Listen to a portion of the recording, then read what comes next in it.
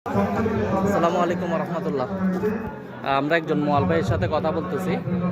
ওনারাই আমরা যে মধু খাই, ওনারাই মধু সংগ্রহ করে। তো চাচা, আপনার নাম? জি, আব্দুল মান্নান। আচ্ছা, তো আপনারা তো সুন্দরবনের ভিতরে যান, একজনের টিমে কতজন থাকে? 5 জন 4 জন করে, 6 জন 7 জন করে।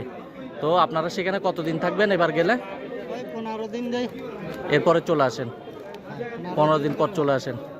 আচ্ছা, প্রতিদিন তো সকালে যান, বিকালে চলে আসেন না? না দেশে আসি না তো, না, নৌকায় চলে আসেন। সকালে যাই, দুপুরে নৌকা আসে, আবার তো বিকালে এবার আপনারা মধু কাটা কখন থেকে শুরু করবেন? এই সামনে পাশ দিলি, পাঁচ দিলে, পাঁচ তো কালকে দিবে। কালকে দিলে কখন যাবেন? কালকে দিলে কালকেই চলে যাবে। তো কালকে চলে যাবেন? আমরা এখন তৈয়ারি করে ফেলছেন? যাওয়ার তৈয়ারি করে ফেলছেন? এই পাশে গেলে আমরা 18 জি? এখন মধু কম হবে, বুঝছেন? কম হবে। 18 বাহিনী 18 চৈত্রর পরে যাবেন আপনারা? 18 পরে গেলে মধু বেশি হবে, বুঝছেন? আচ্ছা। এখন গেলে মধু এখন হবে। গেলে সামান উঠবে না। আচ্ছা কারণ এনো দক্ষিণী বাতাস ছাড়িনি, বুঝছেন? এখন কোনো ফুল ঘামতেছে না, আচ্ছা তো বলতে পারতেছি না। আচ্ছা, ঠিক আছে, ধন্যবাদ আপনাদেরকে। হ্যাঁ। আসসালামু আলাইকুম।